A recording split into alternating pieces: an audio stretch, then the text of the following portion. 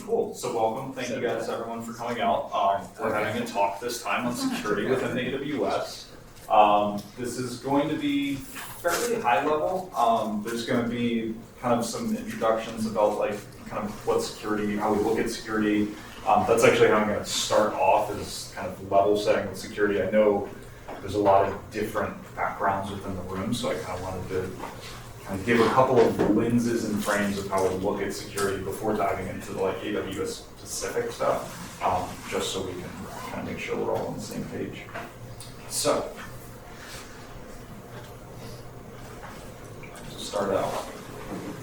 Cool. All right. A little bit about me. I am a cloud security engineer at Paylocity, which is kind of like a human capital management company.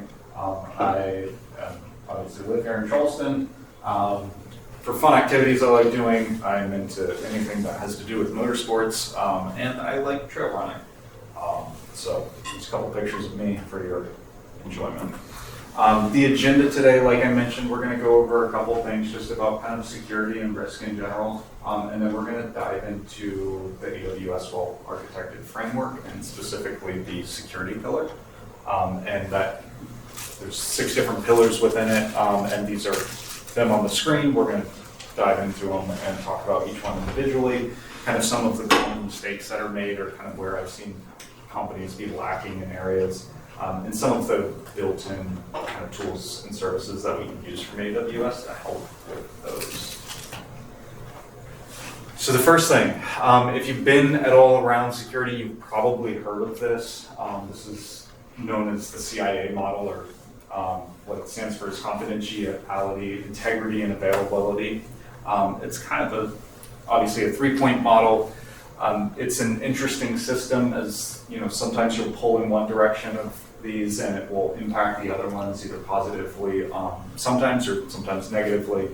And you can play around with it. This is how we kind of look at each individual problem with security. There's other models that we can follow as well. This is probably one of the most well-recognized ones. You know, for a couple of examples on this, like if we want to take this to an extreme or something, if we want to have if we take a flash drive and we really want to make sure that it's confidential, and that the integrity of it cannot be modified, we can pour concrete around it and dump it in the bottom of the ocean, which is fantastic. No one can really get to it, and no one can really modify it. However, it's not particularly available, so it's not particularly useful to us. Another example where we can take this is if you wanted to make something highly available. Think about early days of LimeWire, or when we're peer-to-peer networks. Everything's very available to everyone because everyone has a copy of it. The problem with that is it's not particularly confidential. You can't control who has access to it. And anyone at any point can modify that and then reshare it. And so we don't really have any integrity around what's being shared there.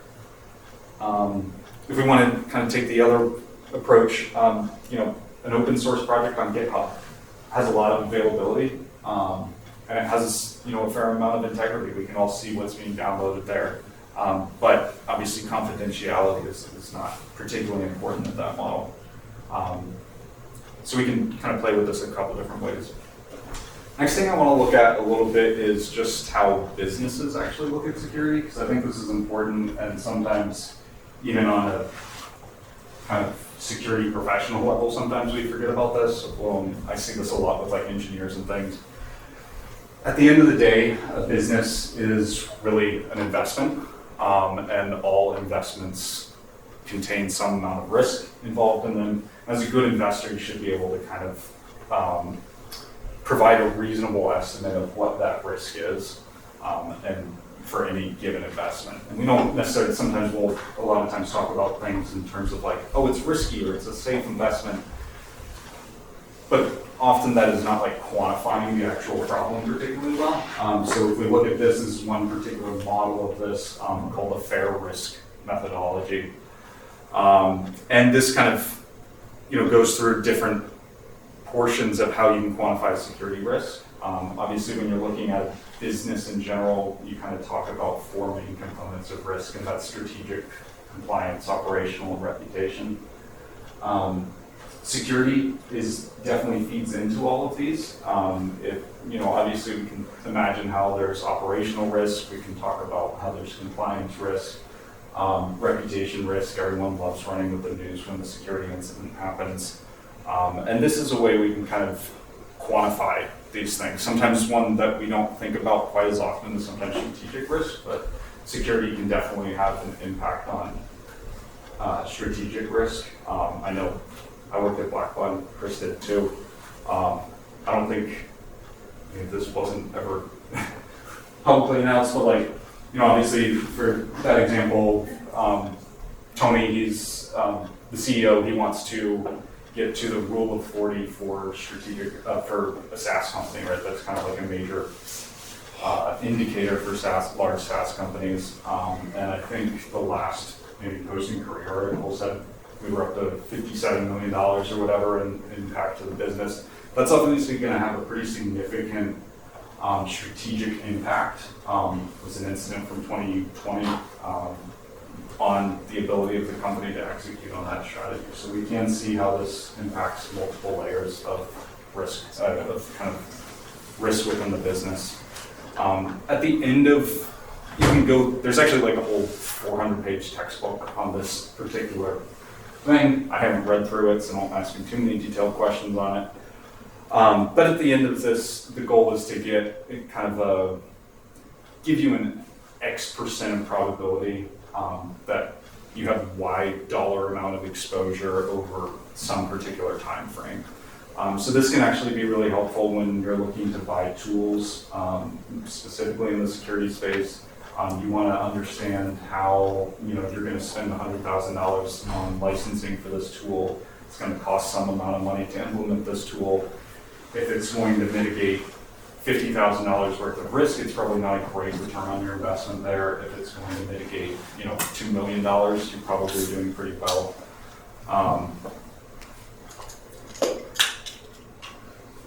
Yeah, all right. So I got to beat that a little bit. Defense in depth. This is kind of a strategy that we think about. AWS will actually talk about this a little bit later as we go on, but wanted to kind of address what this looks like, at least within kind of a picture format. I love pictures. And so when we look at any given system, there are going to be multiple layers to that system. And what we try to do in security is actually apply security at all of these different layers.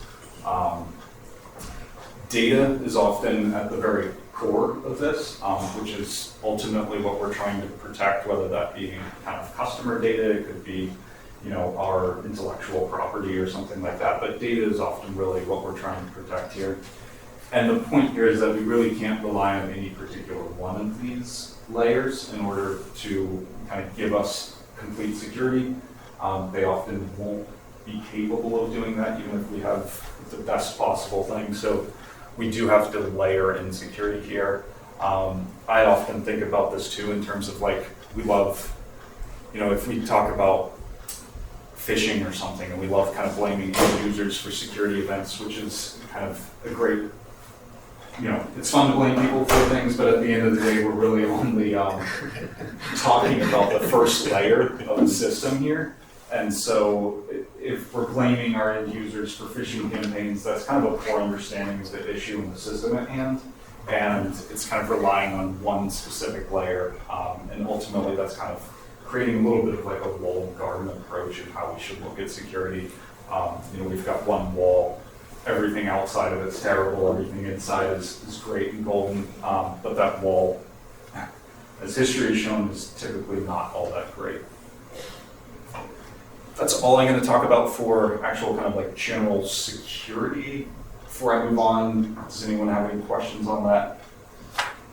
Have you ever been to a physical data center and walked in? No, I haven't. They do have big walls though, so.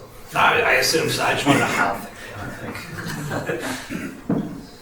How do you differentiate between something that is if you're writing some software or designing some system and you want to build in something that is by itself is very trivial for an attacker to bypass?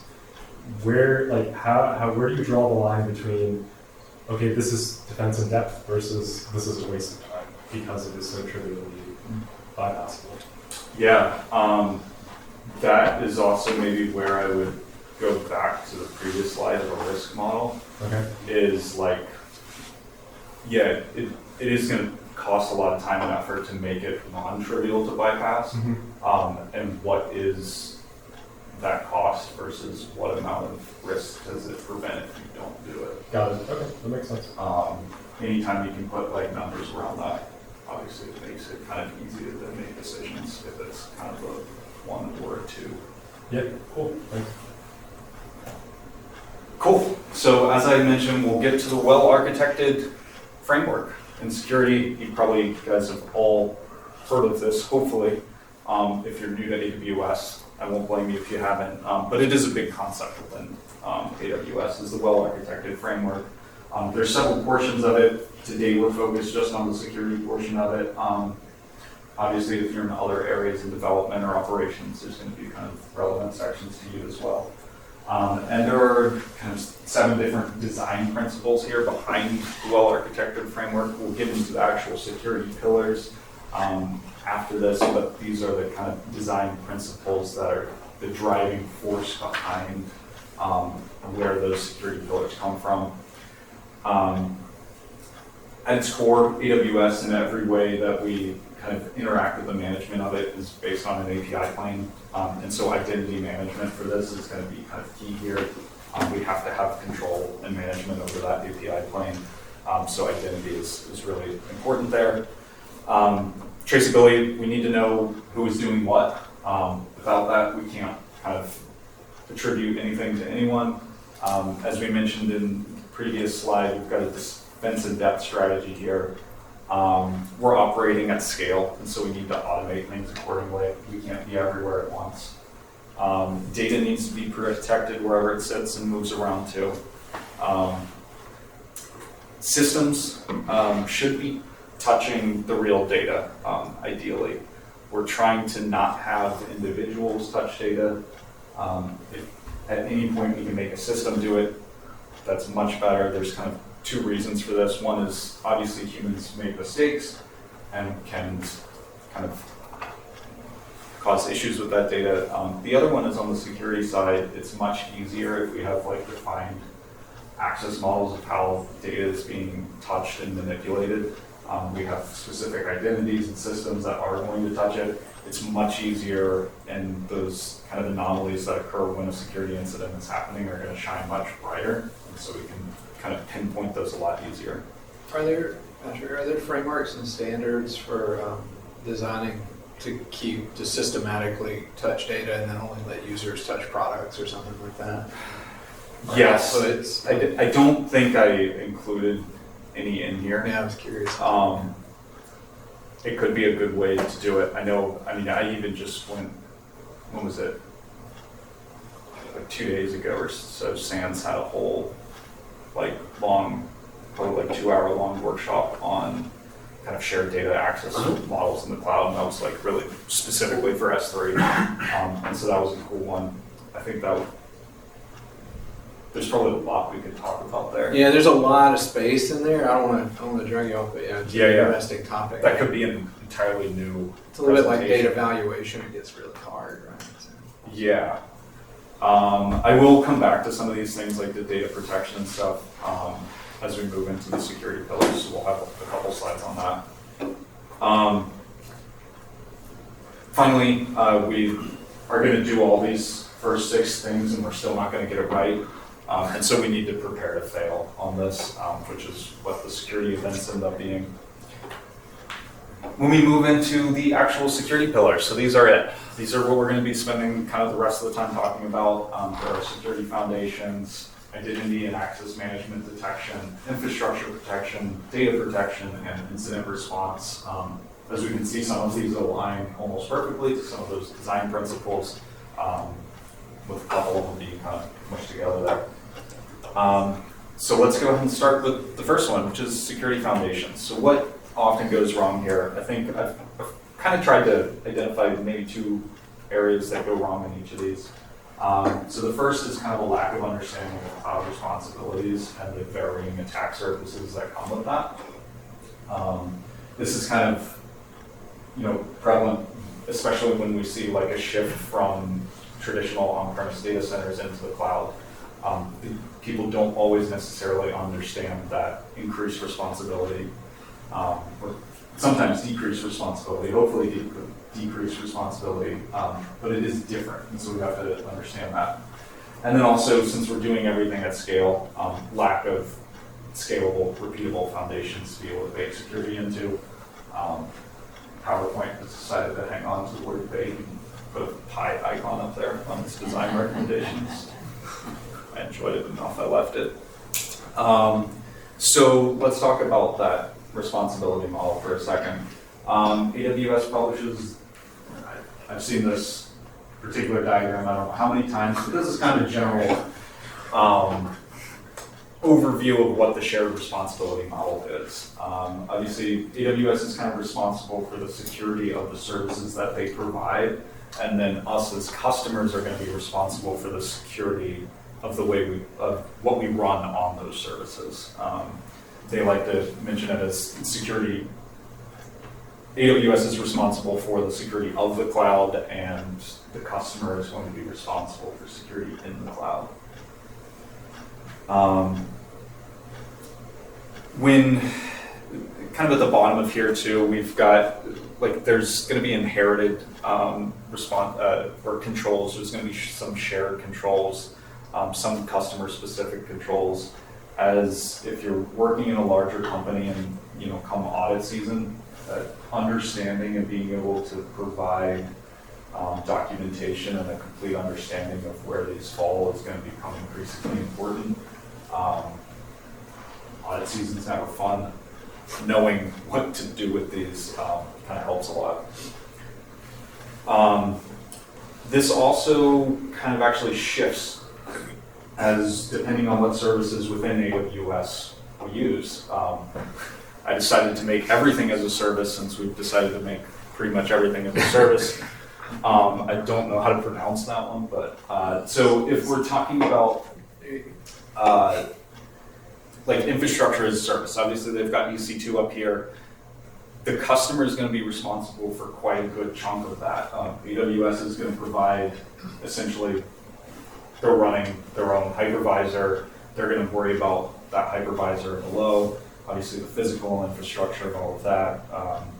But in terms of the configuration of all of that EC2 machine, the networking around it, obviously, you still got authentication and access to the machine as well. All of that you do have to worry about. As we move to something more like RDS, a little bit of this starts to get taken care of for us. The platform and the application management is, the underlying OS is going to be taking care of it. And then, even further, if we look at some of the more managed services, something like KMS, mostly all we have to do there is worry about IAM controls around there, and that makes for significantly less operational overhead.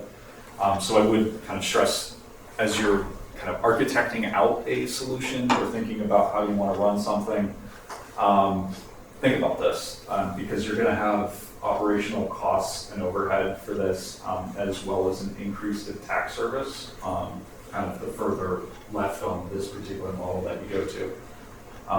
Something like if you're going to run a container, if you don't need incredible flexibility, maybe go with something like Fargate or even Lambda, and just run it there.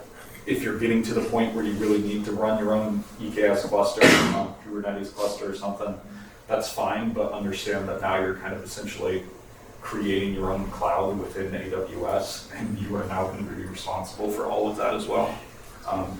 So if you don't have the expertise, or even not just the expertise, but the time or the money to deal with it, rely on some of the managed services. It will make things kind of easier and sometimes cheaper in the long run as well. The second one we talked about here was kind of the lack of scale and of scalable and repeatable foundations. This is something I know we've kind of briefly touched on maybe in the last topic, and I think this could be an interesting one to do a deep dive on. I've only got one slide here that's rather cluttered. But this is about kind of account management and separation. AWS organizations, and specifically with the use of control tower and landing zones, will allow you to kind of automate the creation and deployment and management of multiple AWS accounts. And this becomes really important because we can essentially think of AWS accounts as trust boundaries in many ways. And so we can kind of help contain a blast radius if there was an incident in any one particular one of these accounts, assuming that we haven't like really destroyed our IAM cross account roles here. It may only be limited to a particular service or account within this kind of structure here. As you scale as an organization and you have multiple teams, this can also really help when you're provisioning permissions to different services and teams. If you've kind of thought this through, maybe your networking team only needs access to your shared infrastructure networking account. They don't need access to kind of your workload accounts. This makes this a lot easier. I know, as an organization, we're going through kind of re-architecting a lot of this, and it's fun and interesting to be a part of that. We get to have things like a shared networking account where you've got kind of like your transit gateways where you can aggregate all your VPCs from various accounts. We've got a direct connect set up back to on-prem data centers and stuff like that, so we can kind of tightly control how where our traffic is going, and kind of ingress and egress of both our infrastructure on-prem as well as in the cloud. So I would definitely look into kind of trying to separate things into accounts as much as possible. Generally, you're not going to incur very much cost for separating things into multiple accounts. So it's kind of a very cheap and easy way to get a decent amount of security out of something is just by kind of creating these various kind of trust boundaries there. In this particular document, as I mentioned, we've got our infrastructure ones. This has kind of your shared networking services in here. This has some kind of like a shared services for identity management in there as well. So you could have your IAM team only have access to that. You do have kind of a generic workloads account. That's how they labeled this. This could change a little bit depending on how you're doing this. Sometimes you might have a, dev QA and prod account for a particular workload, or like a particular kind of service within an application. Sometimes I've seen like managed service providers also do this as like separated out by individual kind of account that they have with various customers. So depending on what your business is doing, you can do that. But it's a great way to segment things. Also, when it comes to, again, going back to like audit season and stuff, being able to actually prove that you have separation between accounts and various levels of data is also really good. We've got the security OU in the middle here because it's most important to me. By default, when you create control tower landing zones, you are going to get a security OU provision for you, and it's going to have a couple accounts in there. One's going to be a log archive account, and one's going to be an audit account. Personally, I wish they didn't put the audit account in there. Audit isn't necessarily security, but they do. The audit account actually does have, like, by default, programmatic access to the rest of the accounts within your organization. So ideally, you're not really actually running anything in there. You would essentially just use it to audit your accounts. Oftentimes, what you'll end up doing is standing up one or more kind of like security tooling accounts, and that's where you can start to stand up,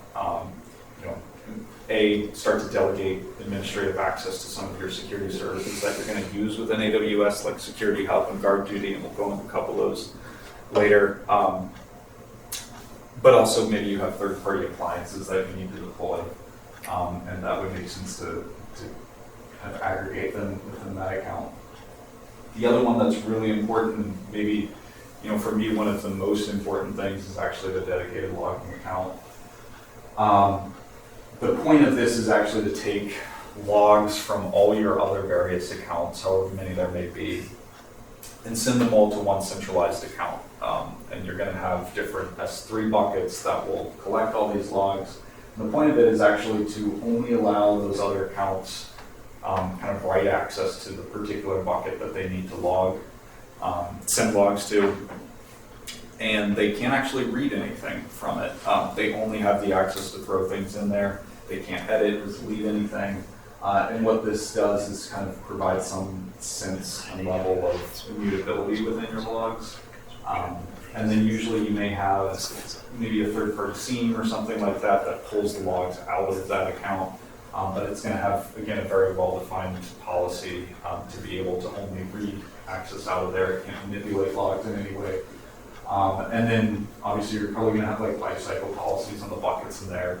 And you can start to create a pretty compliant environment in terms of how long you need to keep logs for. If an auditor comes and asks who has access to your logs, you can very well define that and provide evidence of that as well. So I think the log archive account is really important there. You don't want to be just logging things within the workload accounts.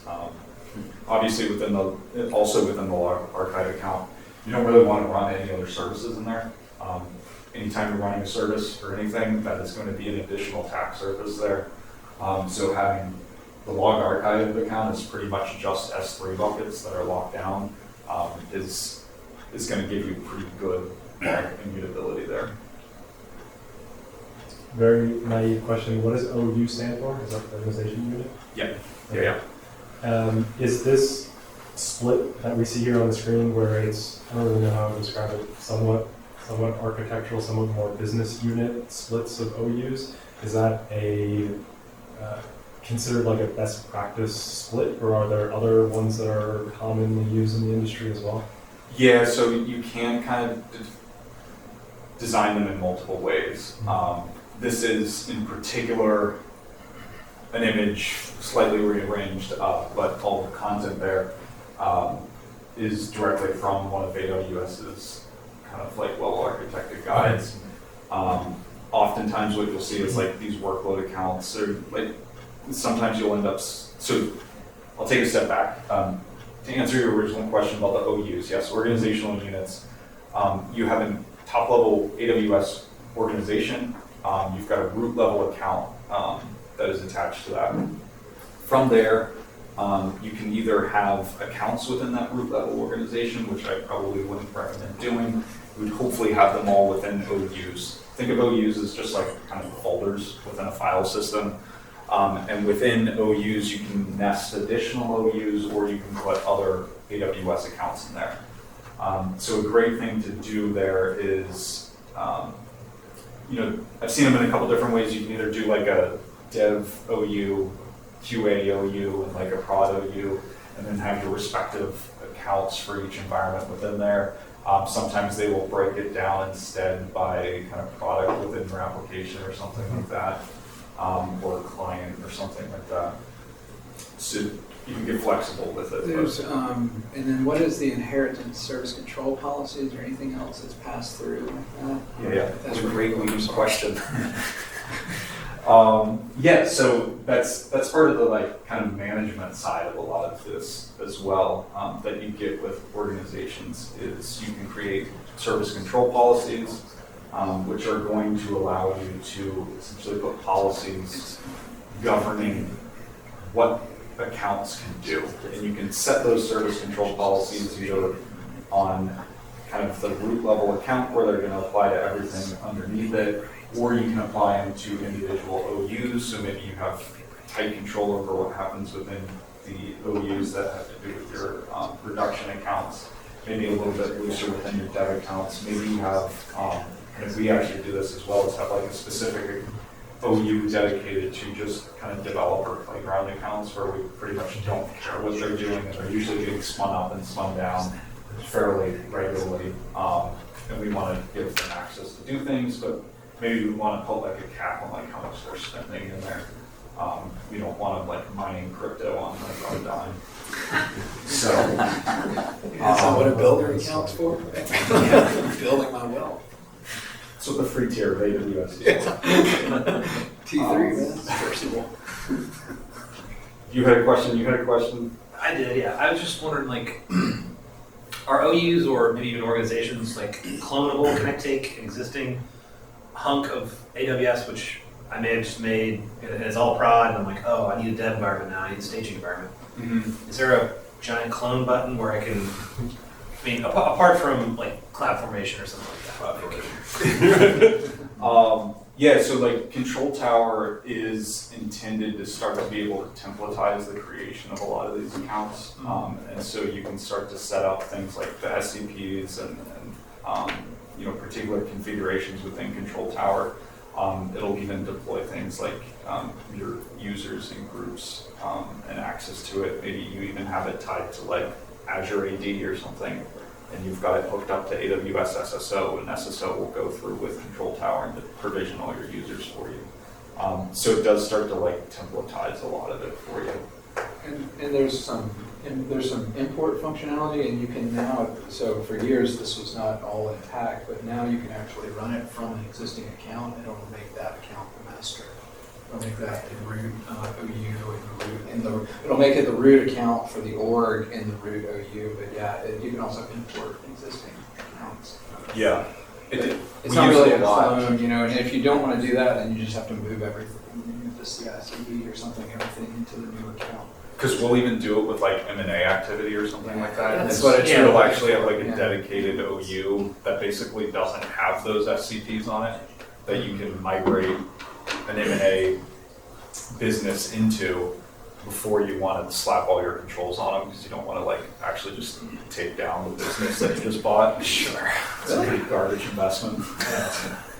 It's not a risk. One thing I've always noticed, like AWS has all these like security hubs and all that are very much focused on your one AWS account and security audit. And when we start talking about these multi-account strategies, are there tools in it, or are you going to get to it where, oh, you are getting, Yeah. No, that is a good question. I'm glad you're thinking of it, because we will get to it. But yes, a lot of these services, when I may have slightly mentioned it before, but I talked about delegated administrator. Some services, not all services, but some of them, a lot of the security services do allow for what's called delegated administrator for a particular service. So something like Security Hub or Guard Duty, you can delegate a particular AWS account within your organization as the administrator for all the accounts Security Hub. So it'll start to like aggregate all those findings. So that's where like in a security OU, we'd have a security tooling account. We'd have Security Hub set up within that account and set it as the delegated administrator. And then we can start to aggregate findings across the entire organization into that one. And typically what's gonna happen also is like those individual accounts will still be able to see in Security Hub what's relevant to their account. But you now in the security organization get to see everyone's. So it's kind of a nice way to like set up you know, providing findings about particular resources within a developer's environment or something like that. They can see what their talk is relevant to them. They won't see what's relevant to some data science PII environment that they probably don't want muddied in there. But yes, you can, and we'll jump into some of that in a little bit. And I think you just mentioned it. It's great for isolation of those kind of needs like PII or PCI, any sort of auditing framework or compliance framework. You can just put it off in its own space. Yeah. Sort of eases that for people. I honestly think we probably could have an entire talk about OUs. Yeah, we can. We can actually do. I think MGL was our management and governance lens of war was on our list, so we can can have an orgs and CT talk for sure. Yeah, and I'm like, I deal with it from like kind of the security side. I don't deal with it as much from the operation side. So, I mean, there's a lot of benefits. Get to sit in a lot of the meetings about it, but you know, I'm sure there's other experts that can also talk about it too. Cool. Okay. So this is kind of what we were talking about for the security foundations pillar. The next one is kind of the identity and access management. And so what do we see go wrong here? There's kind of a couple main points here is kind of a core central identity management. A lot of times what I'll see is people start to just kind of manage users and groups and roles within IAM itself. And then maybe they have a couple, maybe 2 or 3 accounts, maybe they're in an organization, maybe they're not, but they don't have a bunch of connectivity between each other, and then they're kind of independent identities between them. And then the second thing is often just overly permissive policies for users, groups, and services. And this is where some of it just comes from laziness, some of it comes from lack of awareness, some of the laziness is really out of trying to get things done in a reasonable amount of time, and not having necessarily the right tools to be able to kind of solve some of that within time. So when we talk about IAM, some of the things here, so principle of least privilege, this is something we talk about a lot in security in general, whether it's with AWS or any other system. It's fairly self-explanatory, but in general, if we're going to have an identity, it should not have more permissions than what it needs to function as that identity. Kind of the bare minimum permissions available for it to do that correctly. We do want to have some sort of central identity provider. If we have disparate identity providers, it's going to be very difficult to kind of manage that in any reasonable way, especially as we start to scale as a business. AWS, we do want to use temporary credentials versus access keys whenever possible. This is really using roles and kind of a role assumption instead of things like IAM users and access keys and secret keys. And next slide will go into some kind of tools that will help with this. Also, with AWS, we start to get into what's called kind of the confused deputy problem, which is where it's kind of a security issue where an entity that doesn't have permissions to perform an action can actually like coerce a more privileged entity into performing an action for it. You see this sometimes with cross-service account or cross-account roles. I think it's probably much more common with cross-service roles. So something like if we think about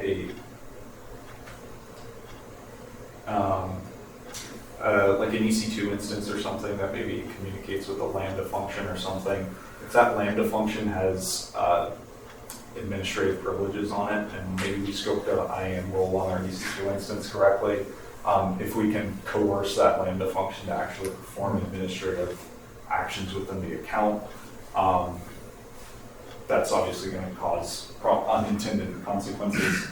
Kind of 2 mitigating things we can do easily with these is for the cross-account one, they did implement what's called external IDs. This has been around for a little while, and it's kind of like essentially a third kind of token that gets passed between accounts so that when an account is set up, sometimes you'll see this if you've ever implemented like a third-party solution into AWS, they will have like, you're going to have your role, you're going to have your secret key and access key, and then you're going to have like the an external ID that gets passed there.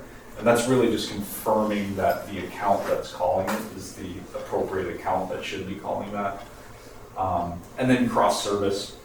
Again, if we want to go back to least privilege, if we have a Lambda function that's going to be called by a particular other service within AWS, everything in AWS is going to get assigned an ARN. We can scope that policy down to that specific ARN so that we know exactly who is supposed to be calling it.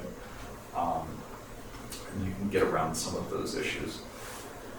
A great service, previously known as SSO. I still always call it SSO. I should get better at calling it Identity Center. This is a great tool for kind of central identity management.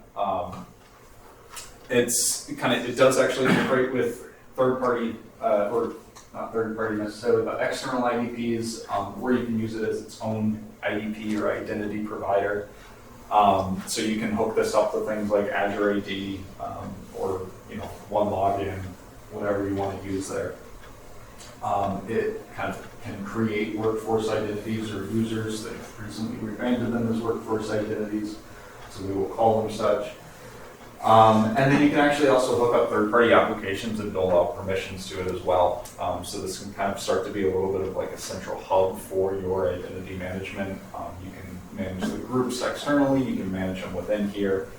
Again, this also integrates with organizations, so if you've got multiple accounts across your organization, Identity Center can actually dole out the permissions between all of those accounts essentially instantly. So as you get a new kind of employee, you set them up, they get permissions to everywhere they need to go all at once. That's really useful. It does also have kind of a nice, fun little access portal in there, which they've done a halfway decent job of keeping it very simple, but also useful. Is when, if you've never used it before, you actually log into it. It's going to list out all the accounts you have. And you've got a button to go click. Under each of those accounts, you'll have listed what available roles you have to assume into that account. And you can click for management access there.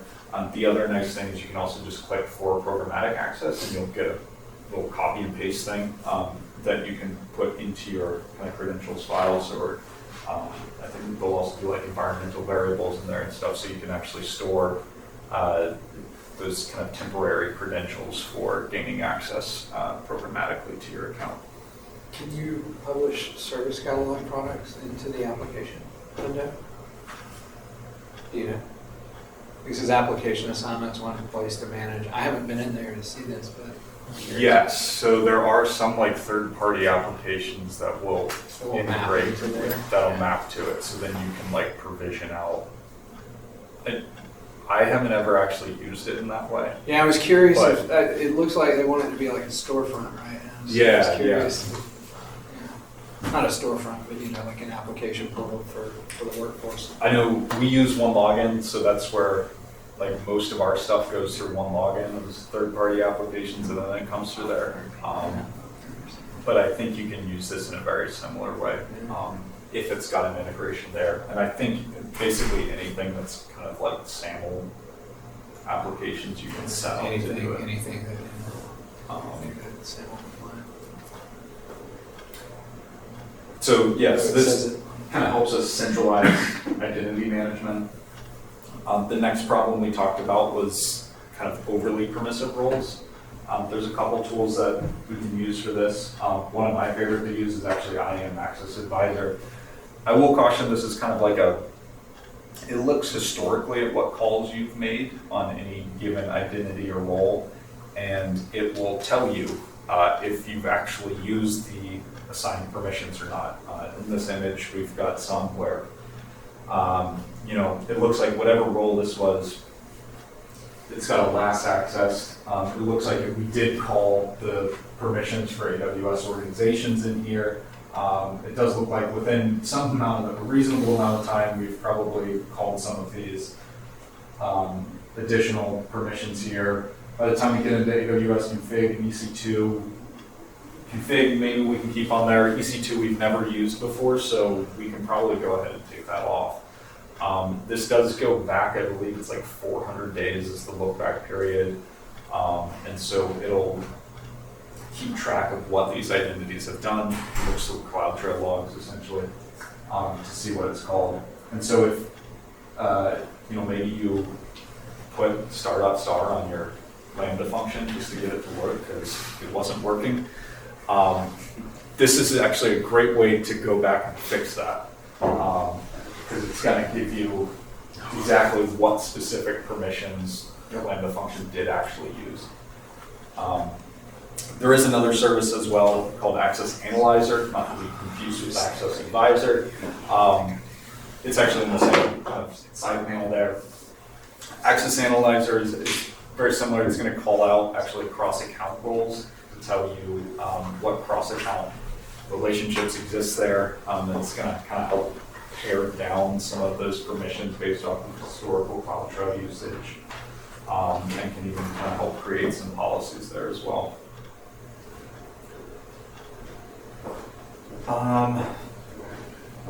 Actually, quick question. Does that ever show in the SSO console, or would you have to go into each account to see? So Access Analyzer you can set up as actually a delegated administrator service as well. So you could aggregate those findings for everything and then kind of send those out as needed. But yes, you also can look at them at a per account basis as well. So yeah, you can do either one of those.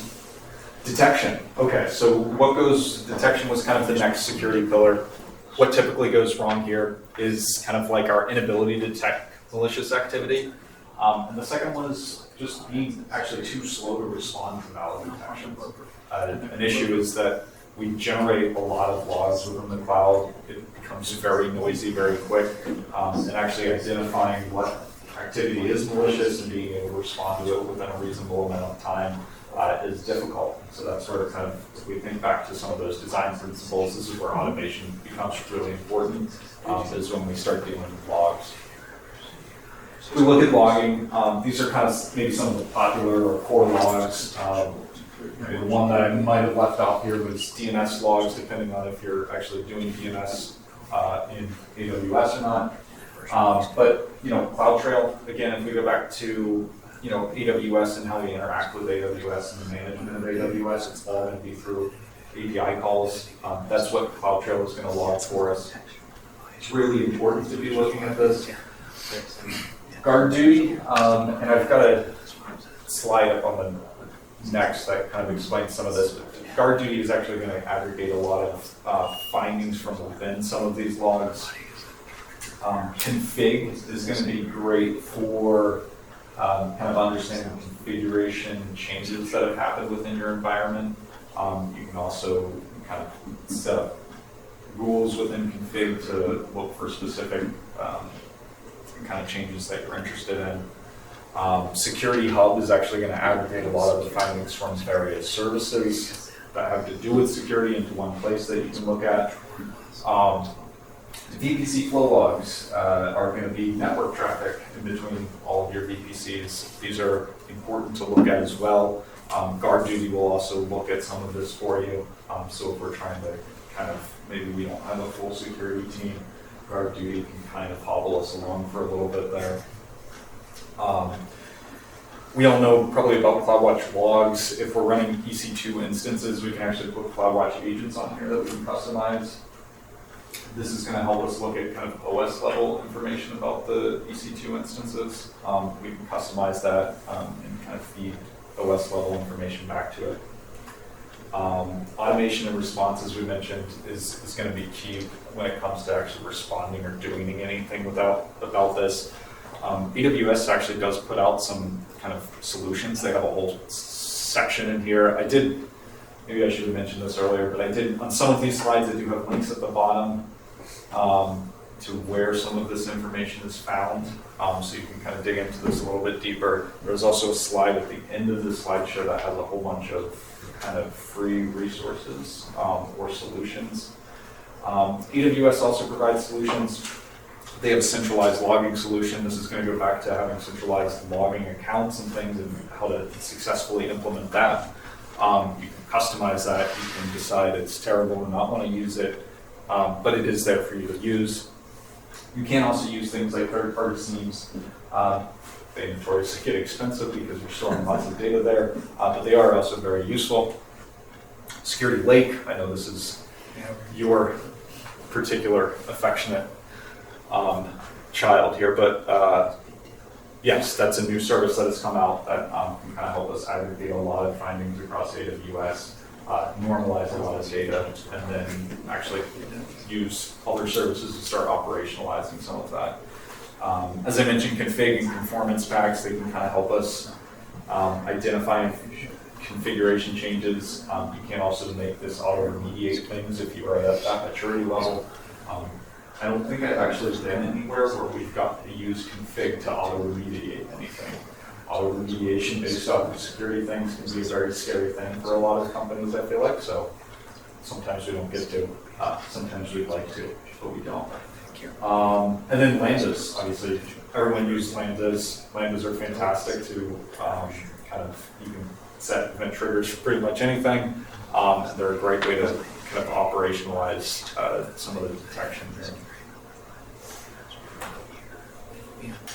So how can Security Hub and Guard Duty are kind of two great resources that can kind of help both on the detection side as well as the kind of automation side. Sometimes I get questions on like, what is Security Hub versus Guard Duty? They both have kind of security sounding names, and so sometimes people think they're a little bit similar. So I tried to make a little bit of a diagram here that kind of shows how they interact here. Guard Duty is actually going to take information from CloudTrail, both management and data events, as well as things like VPC DNS logs, VPC flow logs. It will actually do some EKS audit logs as well. It is now looking at RDS and then EBS volumes as well. It will actually take snapshots of and look for common virus or malware signatures. And that is going to actually pop up findings within there. A lot of times you can actually go to generate kind of some fake findings within Guard Duty when you first started on, just so you can like see what they look like and actually kind of start to maybe build some automation around some of it. But you know, if you turn it on, you'll probably start to actually see real life events in there for a lot of your accounts, especially if you have publicly exposed things. If you've got an EC2 instance sitting out there that you haven't closed port 22 on, you're probably going to see some stuff in Guard Duty on it. May not mean anything, but you should probably close that.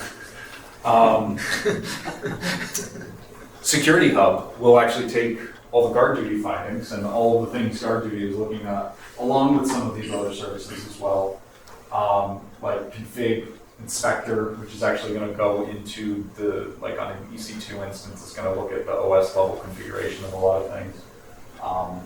Macy, which is going to kind of iterate through, and I think I've got a slide on this when we get into kind of data protection stuff, is going to actually look for sensitive data within AWS. Firewall Manager, if you're using that, and you can also integrate some third-party tools within Security Hub, which can start to become interesting, especially in larger enterprises. Security starts to actually get a budget, and then they buy lots of tools, and then everyone has to look at all their tools, and everyone gets sick of looking at their tools. If you throw it all in the Security Hub, now you only have to look at Security Hub. And eventing from Security Hub, right? There's also third-party tools that will integrate all your findings together, so you only have to look at those. But Security Hub can be a great place to start. It does, I believe it uses like ASFF format, so you can actually build out integrations for it. It's just like a big, giant JSON file, like everything else in AWS. So yeah, you can send your own findings there too. So the next thing is infrastructure protection. So a couple of things that I've seen go wrong here is kind of the lack of network segmentation and control, along with the lack of patch management and secure coding practices. Probably the patch management side hits a little closer to home than the secure coding practices. Once you get into large organizations, we kind of separate out like infrastructure security versus like things like application security. So I'm not an AppSec guy, but I get to deal with it sometimes. So what can we do about infrastructure protection? Well, we do have to, in the same ways that we can use kind of like AWS accounts as trust boundaries, we can also start to use things like subnets to control how kind of boundaries of, I almost hate to call them trust, but it's a little bit of a trust boundary there as well. So you should be using things like public and private subnets, and those can kind of help layer in security. You can control ingress and egress of traffic to different subnets in different ways. If you're, you can start using things like VPC private link endpoints, which are going to allow you access to other AWS services within maybe like a private subnet you have set up. You can actually hook into AWS services, so it doesn't have to traverse the public internet, which is great. things like this, I know like Lambda is great because you don't have to do anything, it just runs, but you can actually put endpoints on it so that some of this, again, comes into more like compliance issues. If you don't want to have things traversing the public internet, is you actually put endpoints into it, and now it keeps everything within your private VPC there. We obviously have security groups and NACLs. I think most people have probably dealt with those in these rooms, but these are kind of like how you control traffic to either the subnet, the VPC, or in the case of like security groups, to like kind of like a given ENI or kind of network interface there. And then we also want to look at kind of controlling ingress at the edge of our networks as well. And to do this, we can use things like CloudFront.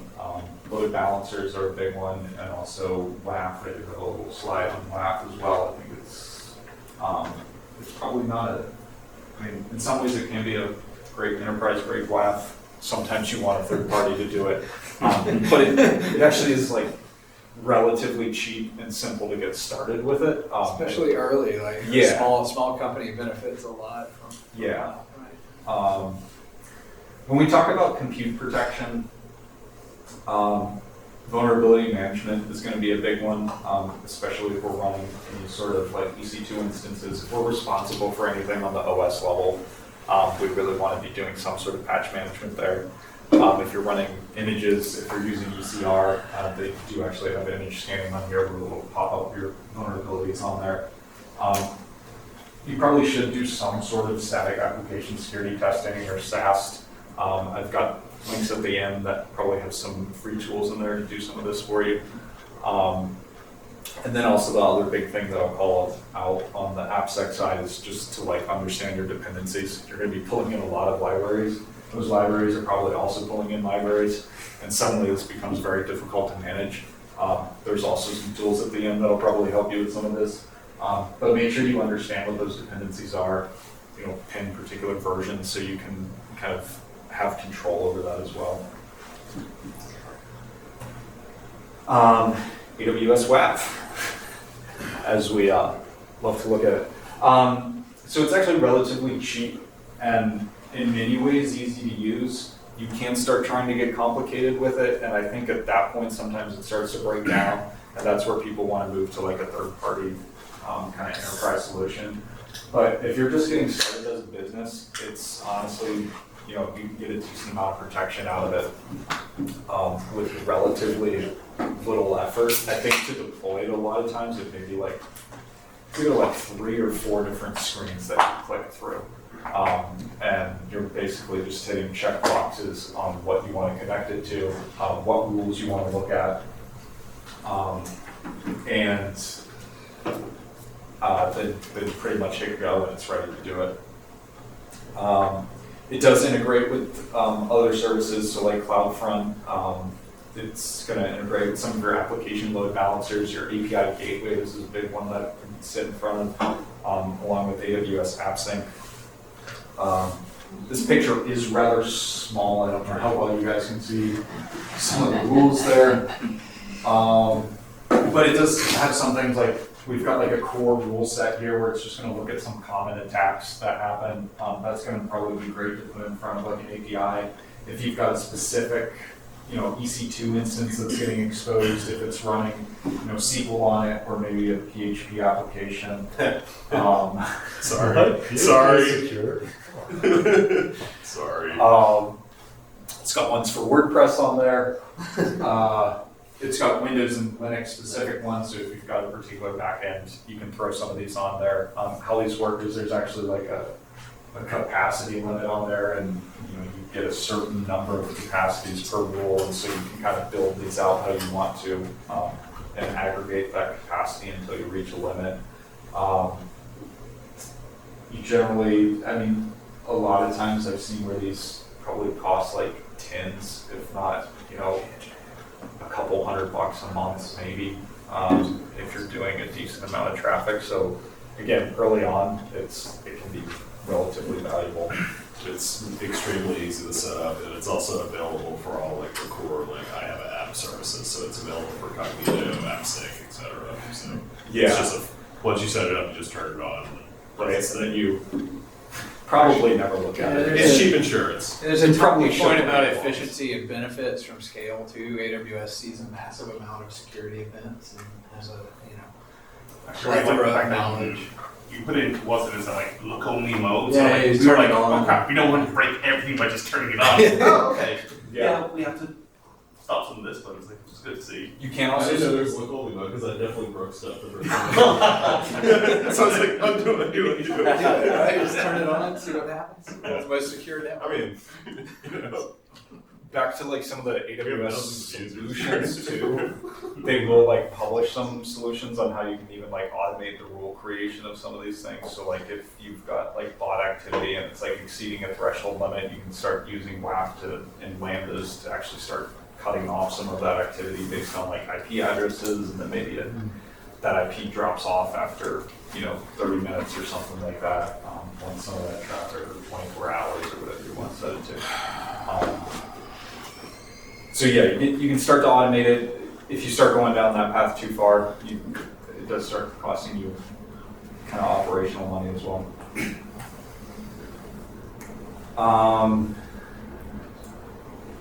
Okay, yeah, so for patch management, systems manager. Systems manager is kind of like a suite of tools almost.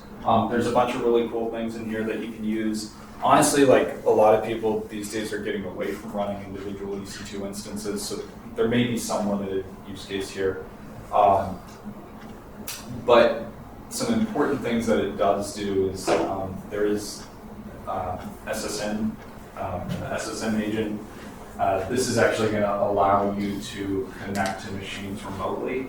So like when we're talking about having RDP or 22 open to the world, we can actually avoid that. We can have SSM installed on a particular machine, and now we can use the SSM agent to remotely connect to it without having kind of network access open to either the world, hopefully not the world, but a lot of times it is the world. It does also have Patch Manager, which is great for kind of managing patching of EC2 instances or fleets of EC2 instances based off of patching baselines. You can set up groups and kind of maintenance windows as well and start to automate a lot of it so you don't have to think about it. A lot of times the way it works is you can set it so it's like, Windows has Patch Tuesday or something and you don't want to actually install the broken stuff right away, so you set it on like a 2-week delay or something like that. And then everyone hopefully has fixed it by then. It does also have parameter store where you can store some secrets, and I do have a slide on this one a little bit later as well because we've got Secret Manager as well. But you can start to store secrets securely in there and then call them, so you're not having to store secrets locally on a machine. It also works natively as a hybrid solution. SSM agent runs on any Windows or Linux instance, local or AWS. Yes, it does. This water was sitting here, so I'm gonna Yeah, that's great. Okay. Figured you need to refill their tiny glasses. I did. You thought correctly. Yeah, no, that is a good point. You can like set it up in like a hybrid infrastructure, put it on your on-prem machines, and you've got connectivity back to AWS. Start managing everything together. On the data protection side, what goes wrong is the inability to identify where data lives is probably one of the biggest things. If we don't know where things live, we can't kind of protect them.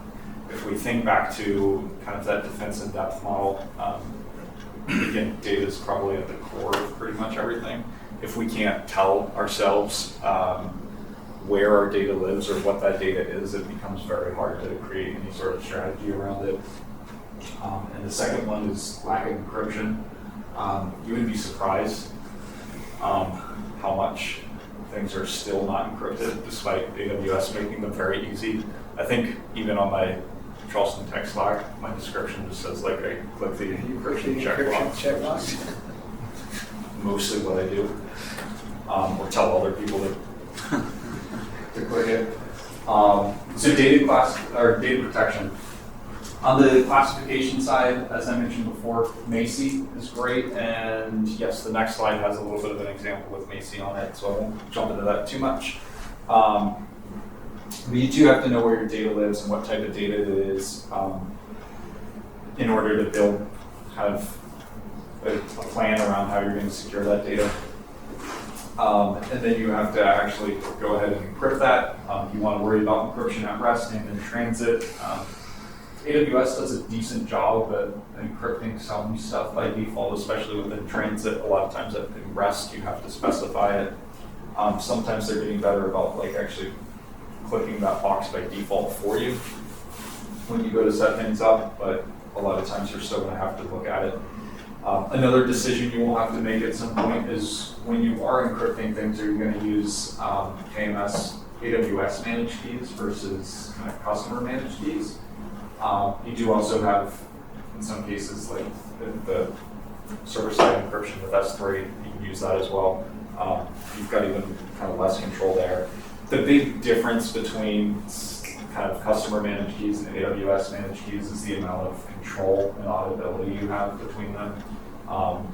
Again, probably in way too small print at the bottom. There's a little bit of a chart there taken from the documentation about what the difference is. And a lot of it comes down to like when you can rotate keys, whether you get to rotate keys, whether AWS is going to rotate keys, and probably more importantly, what you're going to end up running into is like the ability to audit who's been touching the keys and who's been using the keys. You're going to be able to do that with customer managed keys. You're not going to be able to do that with some of the AWS managed keys. I do also have kind of over here on the side is secrets manager versus parameter store. In a lot of use cases, you can almost pick between the two for whatever. 5 minutes? Yeah. Oh, wow, okay. Yeah, all right. You can come back to that if you want. Okay to stay. Macy, yes, Macy is, this is kind of an example of how Macy can be implemented. This is actually from like a lab that you can run through with AWS online. This is also an example of kind of finding within Macy over on the left-hand side, so we can see, and actually in this kind of example they give us is how you build this out. We can see a couple of the different design principles in action here. So you can see how you automate security with Lambda functions and kind of notifications. You can look at kind of how we're protecting the data here. We've got a couple different levels of encryption here. And we're also importantly kind of only touching this data with Macy, actually, which is a system, so we can kind of well define how this data is being interacted with. There's been actually plenty of times in my career when people have been like, hey, can you go check it and see if a particular bucket has PII in it? Which probably isn't the best way of asking people to figure out if they have PII, because you're going to download an object in that bucket onto your machine. Now you've just kind of spread this PII around your environment. Using automated tools like Macy is probably going to be a better way. It does actually come up here with kind of information about obviously where the bucket is. It's going to assign some level of criticality to it. It's going to give you kind of a result location where it's got information about this result in an S3 bucket. And then it's got some kind of like, in this particular case, there was both financial and personal information in here. So it's going to tell you a count on how many credit card numbers find, an address, a name, phone numbers, a handful of social security numbers. So that's, that'll be a bad day for someone if that gets released. What services does Macy run on? Like what does it check for? Yeah. So S3 is going to be the biggest one. It does actually start to do some of the other database services now as well. Yeah, I thought there's some RDS functionality. Yeah. And I think it was expanding at some point as well too. Dynamo's S3 base. So Yeah. The end user guy. Yeah. Definitely S3. What is cloud? Are you able to specify like other data patterns besides the now and credit cards?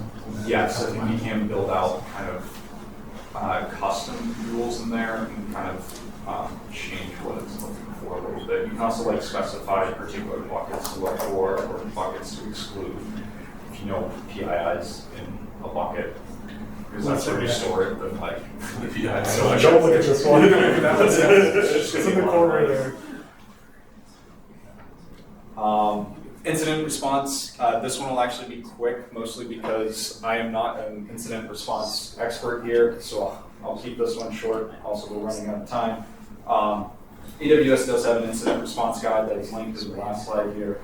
But what goes wrong here is really just kind of like a lack of preparation, and then also in my case, a lack of expertise with how to analyze, collect, and kind of handle evidence in the case of events. Oftentimes you are going to have a team dedicated to incident response, something like a SOC team. I will say, you know, when we get back to kind of like the preparation here, like, you know, the famous quote is always like, everyone has a plan until they get punched in the face, which is very much true with incidents as well. Everyone starts to panic. Probably the higher up you go, the more panic you have. So one of the biggest things you can do is actually start to document kind of both internal but also external stakeholders that you're going to have to contact within an incident. It is very probable that you are going to pull in third parties when it comes to incidents. You're not going to handle this all internally, so make sure you have those kind of documented, who you need to reach out to. Make sure that you have also kind of somewhat of a relationship established there, so you're not like calling them and now asking to go through their like 3-week-long sales process. You know, as the company gets larger, you're going to have increasing amounts of rules that you're going to be beholden to. You're a publicly traded company that the SEC is going to start come knocking when you have an incident. So all of this kind of like legal aspects and how you handle evidence is going to become very important. So having those third parties is going to be useful. Also, as mentioned, kind of that evidence collection and handling can be tricky. Also, if you are in a situation where you do have to actually interact with whatever malicious actor, you probably don't necessarily want to do that on your own. You're going to want to have legal involved. You're going to want to have people that have like handled those sort of situations before. If you have to negotiate things, yeah. So the biggest things here, as I can say, is you know, make sure you're having all these kind of things thought out. You can start to simulate some of this. I know we just went through a ransomware kind of simulation a couple weeks ago. Where you know we had to kind of make sure we had identified who's going to be responsible for each thing. Do you have roles provisions, and then practice on that, iterate on it. Here's a kind of slide of just resources. There's some great resources in here. Prowler is going to actually run a bunch of like CIS benchmarks. I think if you pay several $1 million to AWS, their professional services will come in here and use this free GitHub tool for you. They'll do some other great things too, but they do actually use that one, so it's also free and open source. AquaSec puts out a bunch of good stuff. There's some stuff, TFSec will do kind of some Terraform scanning. Trivy does some vulnerability scanning along with like IAC scanning. They're great for, I think, like startups and everything. Once you're starting to get into like enterprise solutions, again, I'd go back to like, you don't necessarily want to manage open source solutions as an enterprise. I mean, sometimes you do, but in general, you're going to want to start having some sort of vendor relationship there. PackU, you can attack your own environment.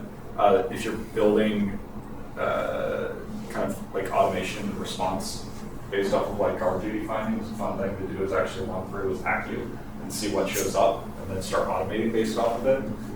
These are the same tools that adversaries are going to use.